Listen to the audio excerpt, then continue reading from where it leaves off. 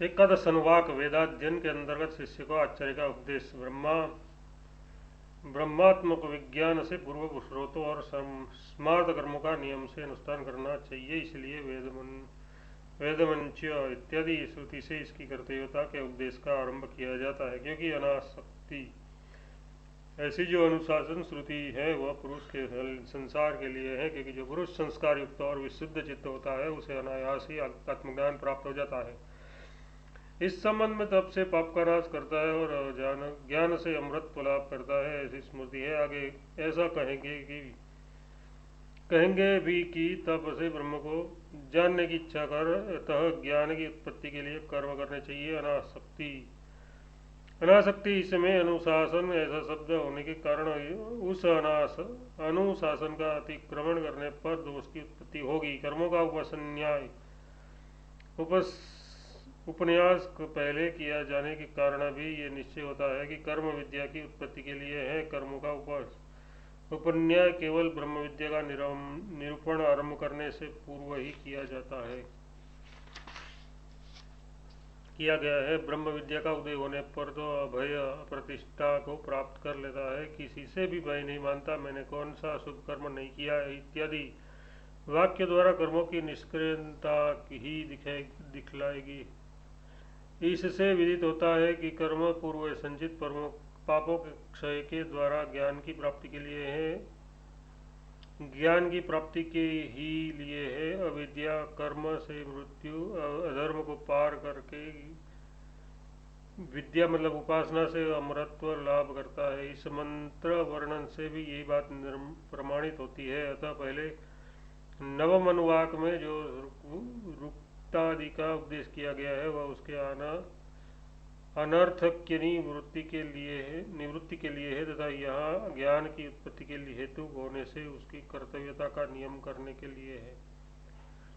वेदाध्ययन कराने के अनंतर आचार्य शिष्य को उपदेश देता है। सत्य बोल, धर्म का आचरण कर, स्वाध्याय में प्रमाद न कर, आचार्य के लिए अभीष्ट धन लाकर उसकी आज्ञा से स्त्री परिग्रहण कर और संतान परंपरा का छेदन न कर। सत्य से प्रमाद नहीं करना चाहिए, धर्म से प्रमाद नहीं करना चाहिए, कुशल मतलब आत्मरक्षा में उपयोगी कर्म से प्रमाद नहीं करना चाहिए, ऐश्वर्य देने वाले मांगलिक कर्मों से प्रमाद नहीं करना चाहिए, स्वाध्याय और प्रवचन से प्रमाद नहीं करना चाहिए, देव कार्य और पितृ कार्यों से प्रमाद नहीं करना चाहिए। तो मातृदेव मतलब माता ही जिसका देव है ऐसा जो हो, पिता देव हो, आचार्य देव हो और अतिथि देव हो, जो अनिंद कर्म है उन्हीं का सेवन करना चाहिए, दूसरों का नहीं। हम गुरुजनों के जो शुभ आचरण है वो है, तुम्हें उन्हीं का उपासना करनी चाहिए, दूसरे प्रकार के कर्मों को नहीं। जो कोई आचार्यादि धर्मों से युक्त होने के कारण हमारी अपेक्षा भी श्रेष्ठ ब्राह्मण है, उसका आसनादि के द्वारा तुझे आश्वासन मतलब श्रमा पुराण करना चाहिए, श्रद्धा पूर्वक देना चाहिए, अश्रद्धा पूर्वक नहीं देना चाहिए, अपने ऐश्वर्य के अनुसार देना चाहिए, लज्जा पूर्वक देना चाहिए, भय मानते हुए देना चाहिए, सभी मैत्री आदि कार्यों के निमित्त से देना चाहिए। यदि तुझे कर्म या आचरण के विषय में कोई संदेह उपस्थित हो तो वहाँ जो विचारशील कर्म में नियुक्त आयुक्त मतलब स्वेच्छा से कर्मपरायण, अरुक्ष मतलब सरलमति एवं धर्माभिलाषी ब्राह्मण हो, उस प्रसंग में वे जैसा व्यवहार करे वैसा ही तू भी कर। इस प्रकार जिन पर संशय युक्त दोष आरोपित किए गए हो उसके विषय में यह जो विचारशील कर्म में नियुक्त अथवा आयुक्त, दूसरों से प्रेरित न होकर स्वतः कर्म में परायण, सरल हृदय और धर्माभिलाषी ब्राह्मण हो, वे जैसा व्यवहार करे तू भी वैसा ही कर। ये आदेश विधि है, ये उपदेश है, यहाँ वेद का रहस्य है और ईश्वर की आज्ञा है। इसी प्रकार तुझे उपासना करनी चाहिए, ऐसा ही आचरण करना चाहिए। वेद का अध्ययन कराने के अनंतर आचार्य अंतेवासी शिष्यों को उपदेश करता है, यथार्थ ग्रंथ ग्रहण के पश्चात अनुशासन करता है, उसका अर्थ ग्रहण करता है।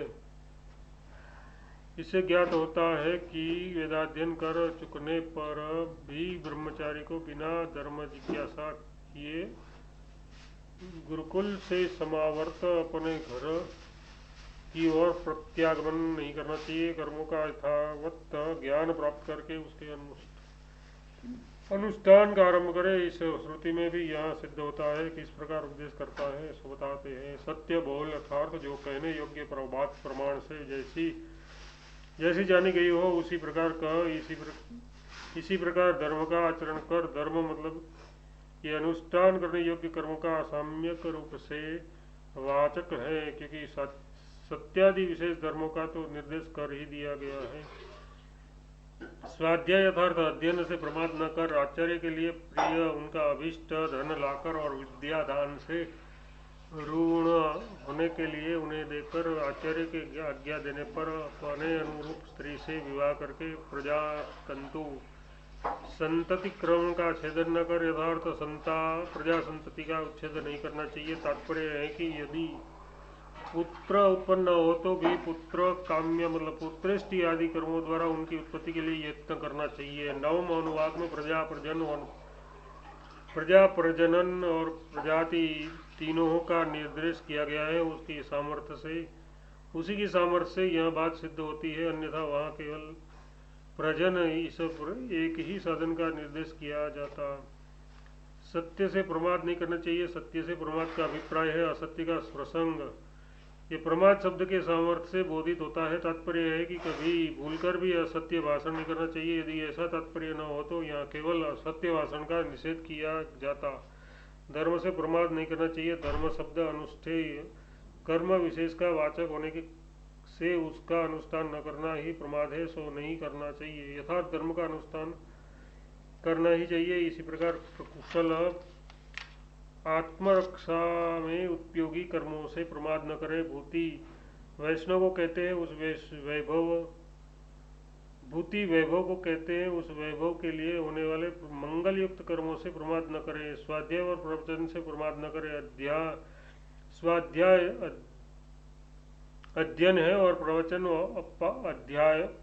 अध्यापन उन दोनों से प्रमाद न करे, अर्थात उसका नियम से आचरण करता रहे। इसी प्रकार देव कार्य और पितृ कार्यों से भी प्रमाद न करे, अर्थात देवता और पितृ संबंधी कर्म अवश्य करने चाहिए। मातृदेव माता है देव जिसका ये तो मातृदेव हो, इसी प्रकार पितृदेव हो, आचार्य देव हो, अतिथि देव हो, इसका अर्थ समझना चाहिए। तात्पर्य है कि ये सब देवता के समान उपासना करने योग्य है। इसके सिवा और भी जो अनवद अनिंद्य यानी शिष्टाचार रूप कर्म है तेरे लिए वे ही सेवनीय यानी कर्तव्य है। अन्य निंदा युक्त कर्म है, भले ही वे विशिष्ट पुरुषों के लिए हुए हो, तुझे नहीं करनी चाहिए। हम आचार्य लोगों के भी जो सुचरित शुभ चरित्र यथार्थ शास्त्र से अविरुद्ध कर्म है उन्हीं का तुझे उपासना करनी चाहिए। अदृश्य फल के लिए उन्हीं का अनुष्ठान करना चाहिए, यथार्थ तेरे लिए वे ही नियम से कर्तव्य है, दूसरे नहीं। यथार्थ इससे विपरीत कर्म आचार्य के लिए हुए भी कर्तव्य नहीं है। जो कोई भी आचार्यत्व आदि धर्मों के कारण विशिष्ट है, यथार्थ हमसे श्रेष्ठ बड़े हैं तथा वे ब्राह्मण भी हैं, क्षत्रिय आदि नहीं है, उसका आसन आदि के द्वारा यथार्थ उन्हें आसनादि देकर तुझे प्रश्वास का अर्थ है आश्वासन यानी क्षमापूर्ण करना चाहिए। तात्पर्य है कि तुझे उनका श्रम निवृत्त करना चाहिए तथा किसी गोष्ठी मतलब सभा के लिए उन्हें उच्चासन प्राप्त करने होने पर तुझे प्रस्वाद मतलब दीर्घ निश्वास भी नहीं छोड़ना चाहिए। तुझे केवल उनके कथन का सार ग्रहण करने वाला होना चाहिए। इसके सिवा तुझे जो कुछ दान करना हो वह श्रद्धा से ही देना चाहिए, अश्रद्धा से नहीं। जो श्री अर्थात विभूति के अनुसार देना चाहिए। ही मतलब लज्जा पूर्वक देना चाहिए। भी मतलब भय मानते हुए देना चाहिए तथा संवित यानी मैत्री अधिकारियों के निमित्त से देना चाहिए। फिर इस प्रकार वर्तते हुए तुझे यदि किसी समय किसी स्तोत्र या स्मार्त कर्म यथार्थ स्तोत्र या स्मार्त कर्म अथवा आचरण रूप व्रत मतलब व्यवहार में संशय उपस्थित हो तो वहाँ उस देश या काल में जो ब्राह्मण नियुक्त हो। इस प्रकार तंत्र इस पद का युक्ता इस व्यवधान युक्त पद से संबंध करना चाहिए, और जो संपर्शी विचार क्षम युक्त कर्म अथवा आचरण में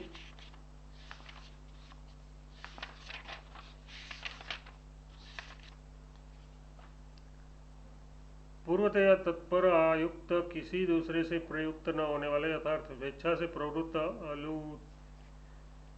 अलुक्ष मतलब अरुक्ष यथार्थ अक्रूरमति सरल चित्त और धर्म कामी अदृष्ट फल की इच्छा वाले यथार्थ कामनावश विवेक शून्य न हो, वे ब्राह्मण उस कर्म या आचरण में किस प्रकार वर्ताव करे उसी प्रकार तुझे भी वर्ताव करना चाहिए। इस प्रकार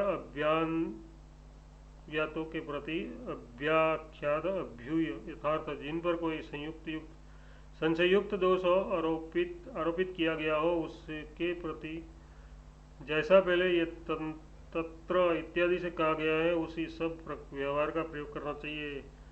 यह आदेश यथार्थ विधि है, यह पुत्रादि को पिता आदि का उपदेश है। ये वेदोपनिषद वेद का रहस्य यानी वेदार्थ है, यही अनुशासन यानी ईश्वर का वाक्य है अथवा आदेश वाक्य विधि है, ऐसा पहले कहा जा चुका है। इसलिए ये सभी प्रमाणभूत मतलब उपदेशों का अनुशासन है, क्योंकि ऐसा है इसलिए पहले जो कुछ कहा गया है वह सब इसी प्रकार उपासनीय करने योग्य है।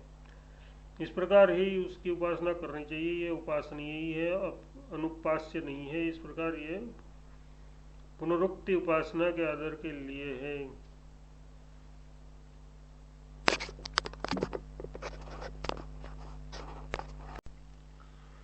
मोक्ष साधन की मीमांसा विद्या और कर्म का विवेक यथार्थ इन दोनों का फल भिन्न भिन्न है, इसका निश्चय करने के लिए यह विचार किया जाता है।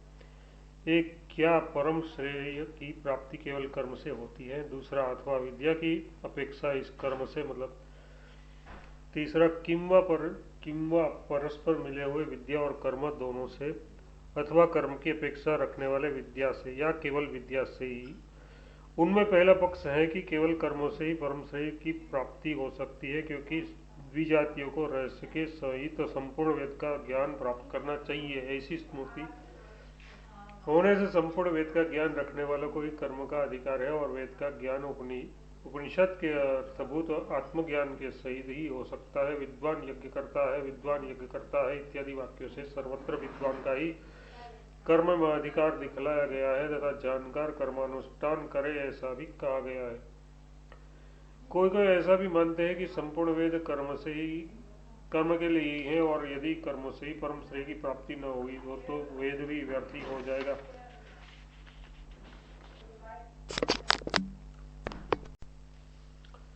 सिद्धांत ऐसा कहना ठीक नहीं, क्योंकि मोक्ष का नित्यत्व है, मोक्ष नित्य ही माना गया है, और जो वस्तु कर्म का कार्य है उसकी अनित्यता लोक में प्रसिद्ध है। यदि नित्य श्रेय कर्मों से होता है ऐसा मानो तो इष्ट नहीं है, क्योंकि इसका जिस प्रकार ये कर्मोपार्जित लोक क्षीण होता है उसी प्रकार पुनरार्जित परलोक भी क्षीण हो जाते हैं। इस न्यायुक्त श्रुति से विरोध है। पूर्व पक्ष कहता है काम्य और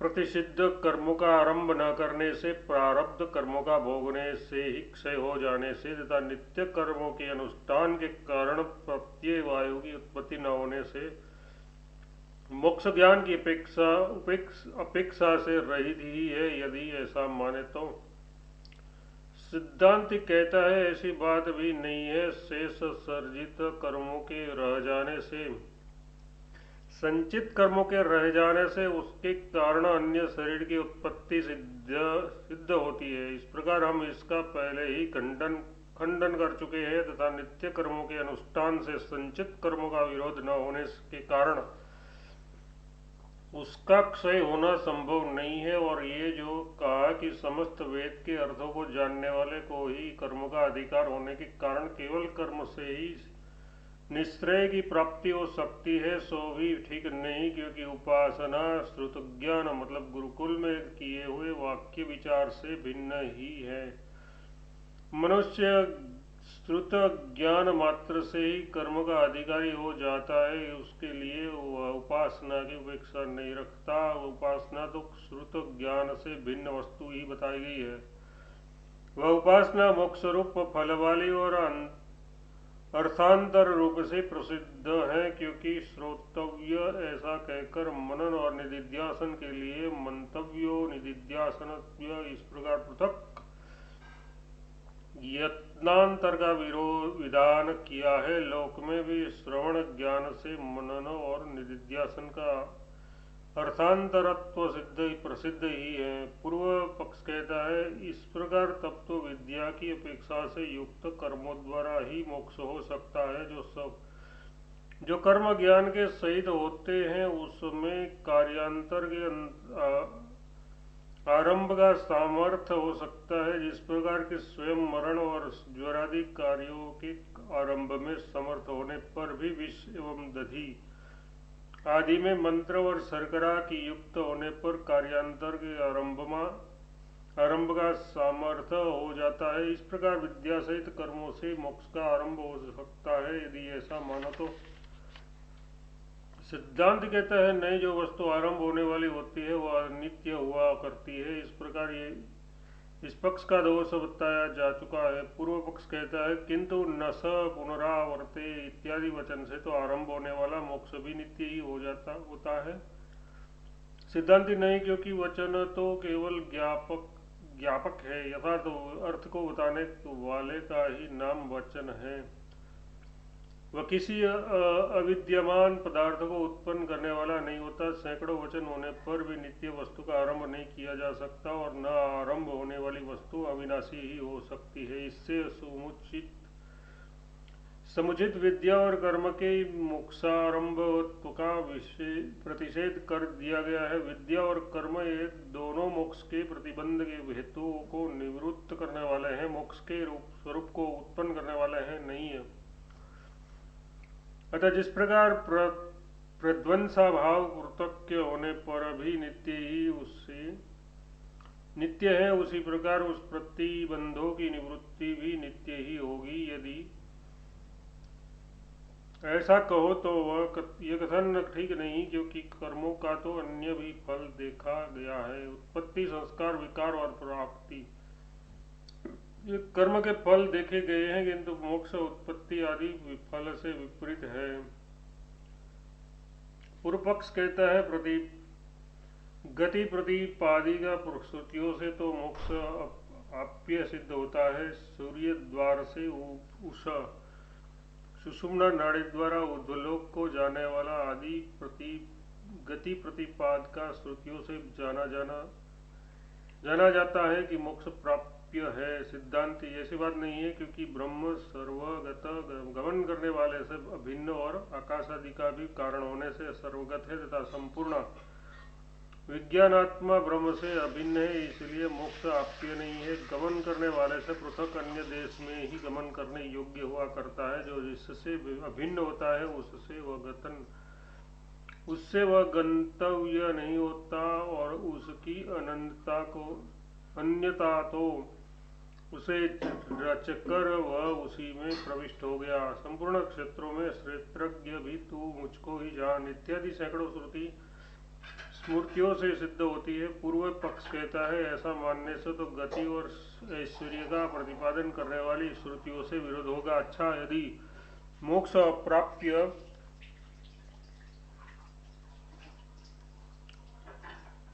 अप्राप्य ही है तो भी गति श्रुति तथा वह एक रूप होता है। वह यदि पितृलोक की इच्छा वाला होता है, वह स्त्री और यानों के साथ रमण करता है इत्यादि श्रुतियों का व्यापक मतलब बाद हो जाएगा। सिद्धांत कहता है नहीं, क्योंकि वे तो कार्य ब्रह्म से संबंध रखने वाला है। स्त्री आदि तो कार्य ब्रह्म में ही हो सकती है, कारण ब्रह्म में नहीं। ऐसा जैसा कि एक ही अद्वितीय ब्रह्म जहाँ जहाँ कोई और नहीं देखा तब किसके द्वारा किसे देखे इत्यादि श्रुति से सिद्ध होता है। इसके सिवा विद्या और कर्म का विरोध होने के कारण भी उसका समुचित नहीं हो सकता, जिसमें कर्ता कारण आदि कारण कारक विषयों का पूर्णतया लय होता है। उस तत्व को ब्रह्म को विषय करने वाली विद्या अपने से विपरीत साधन साध्य कर्म से विरुद्ध है। एक ही वस्तु परमार्थ कर्ता आदि विशेष से युक्त उससे होने ही कारण से नहीं देखी जा सकती। उसमें एक पक्ष अवश्य मिथ्या होना चाहिए। इस प्रकार इसी एक के मिथ्यत्व का प्रसंग उपस्थित होने पर जो स्वभाव से ही अज्ञान का विषय है, उस द्वैत का भी मिथ्या होना उचित ही है। जैसा कि जहाँ द्वैत के समान होता है वह मृत्यु से मृत्यु को प्राप्त होता है, जहाँ अन्य देखा गया वो अल्प है, वह अन्य भी अन्य हूँ जो थोड़ा सा भी अंतर करता है उसे भय प्राप्त होता है इत्यादि सैकड़ों श्रुतियों में प्रमाणित होता है।